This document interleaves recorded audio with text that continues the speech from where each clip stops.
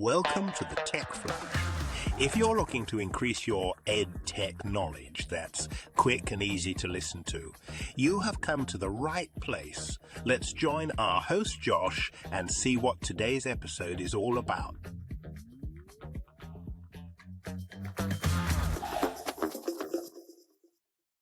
Hello and welcome to the Tech Flush. Listen, I am so glad you've decided to hit that play button wherever you're listening to, whether it's on YouTube, the Spotify, Apple, the bcstechnology.org page. I'm just excited you got the headphones in. You decided to walk your dog, mowing your grass, drinking that morning coffee, enjoying those last bits of summer. So listen, as we get into this, we got episode 90 coming up. I think it's going to be maybe a little bit of a change, a little different mindset.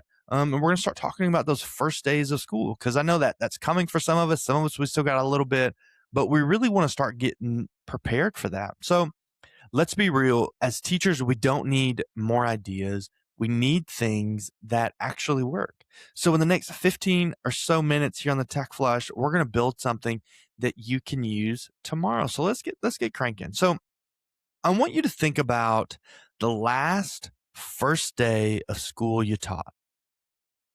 What did your students do? If your honest answer is they mostly listened, they read the syllabus, they learned the rules, I want you to sit with that thought for a second. Because the message that I think that really sends to students is really not about the rules. It's about what this class is going to feel like. And once they feel it, they remember it, right? Students really don't want to remember what you told them on day one. They remember how the room felt to them, what peers are in there, who their friends were, how the teacher made them feel. There's lots of things that are those first impressions that they remember, right? So here's what I believe the first days communicate. Whether we as teachers intend it or not, the class is a place where I, as a teacher, I talk and you listen, where compliance really is the goal and where your voice doesn't show up, honestly, until I ask for it, right? And our students are smart. They understand that. They read that immediately. And the teacher who spends day one on procedures has made a choice about what matters most in the room. And students know it. I'm not saying rules don't matter. I'm not saying procedures are bad either.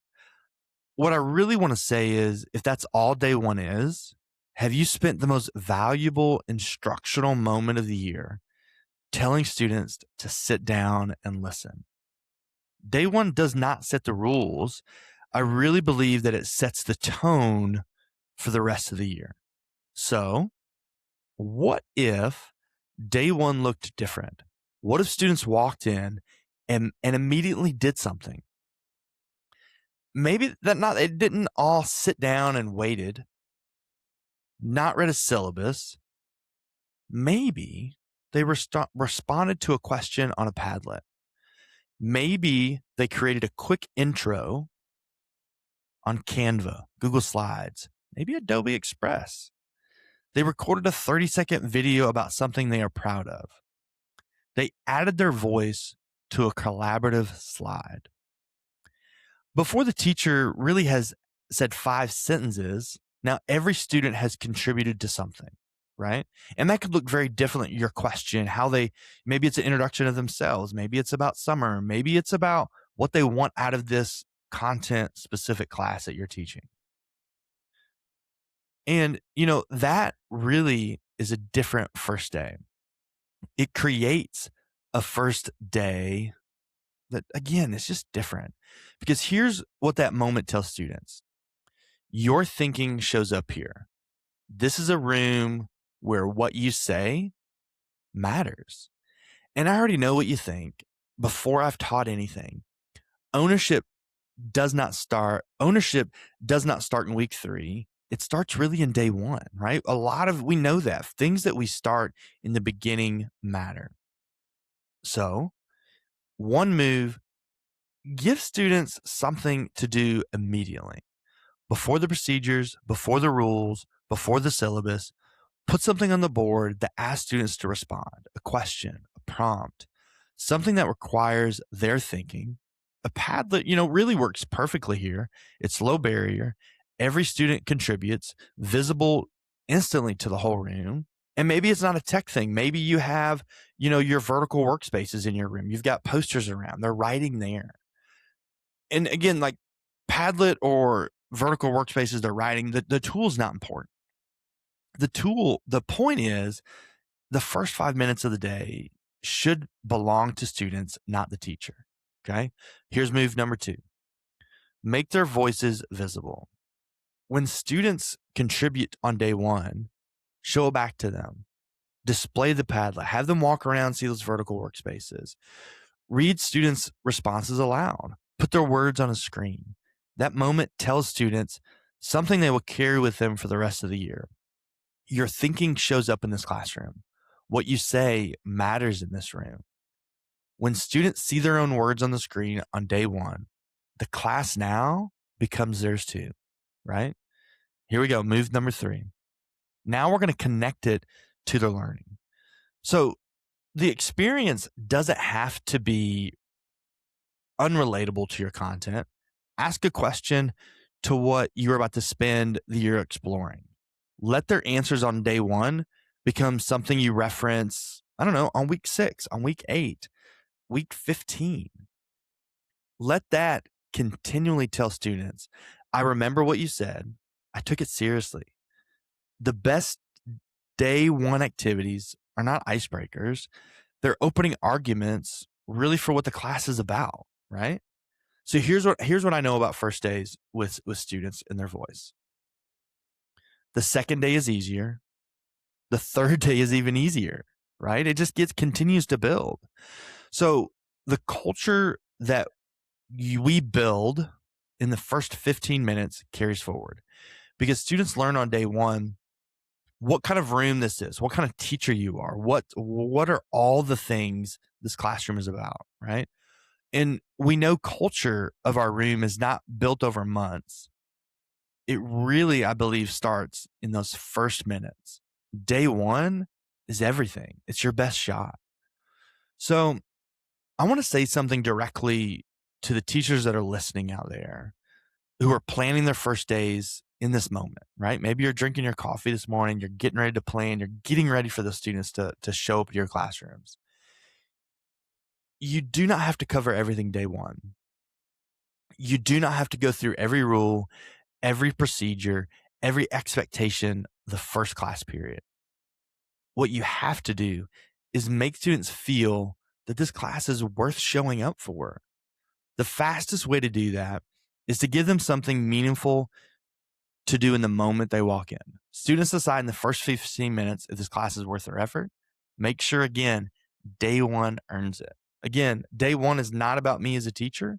It's about what students believe this class will be. Every choice you make in the first period, whether it builds ownership or delays it, give students a voice. Make their thinking visible. Connect it to something real. And they will walk into day 2 ready to learn, because you've already set that tone of what learning feels like for them. Rules can wait. Culture can't do it. So one move, your first day is coming, right? I'm going to walk you through some basic steps. Before you plan your procedures, plan one thing your students will do in the first 5 minutes. Not listening, do. Next, make it visible. Have that Padlet, collaborative slides, Canva design, Adobe Express, something that puts those students' voices in the room immediately. And maybe you're not a big tech person in your room. Maybe that's not something you strive for, and that's okay. I work with teachers all the time with that. So maybe we look at posters around the room. We've got papers that are moving. They're shuffling. They're doing something, right? But again, we're making it visible to those students. And then lastly, refer back to it. Whatever they talked about on day 1, use it again in week 2. Let them know that you're paying attention to them, that you know their thoughts, you know their feelings, and that's important to them, right? I think that's important. Now, before we start wrapping this up, big question, right? What's one move as a teacher you can make tomorrow that you can use tomorrow, right? What that you can use in your classroom that could actually change what students are doing with their learning. So give them something to do the moment they walk in, make it visible, make it theirs, and refer back to it so they know day one meant something. It wasn't just procedures. Students don't remember what you told them day one, but they remember how the room felt. Make it feel like a place where their thinking matters, and they bring their thinking every single day to that. And I think about my kids. My kids are in elementary school, and they come home and I've had my oldest has been worried about teachers, worried about peers in their room. But after day one, they're excited because that teacher has made the classroom exciting.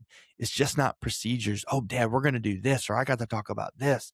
And it makes things fun for them. So just remember, day one doesn't set the rules. It sets the tone, the culture. So I hope you've enjoyed those thoughts. Beginning of the year is so crucial. So there you go. One idea, something that you can use tomorrow. So I hope you've enjoyed episode 90. We're going to hit the next couple episodes of just beginning of the year things. What can we do to make it different? I hope will enjoy those. I hope you've enjoyed our past episodes with Beth Fugate, with Denny Collins, with Michael Wesley. I think it's just some incredible things have been shared here on the Tech Flush. So until next time, I'll talk to you later. See ya. Bye. Thank you for joining us today on the Tech Flush podcast. Stay tech savvy, keep those gadgets charged, and remember, teachers and technology go hand in hand, connecting students to a world of knowledge for an electrifying learning experience. Don't forget to like, subscribe, and spread the word about the Tech Flush to your friends. Catch all episodes on Apple Podcasts. See you next time on the Tech Flush.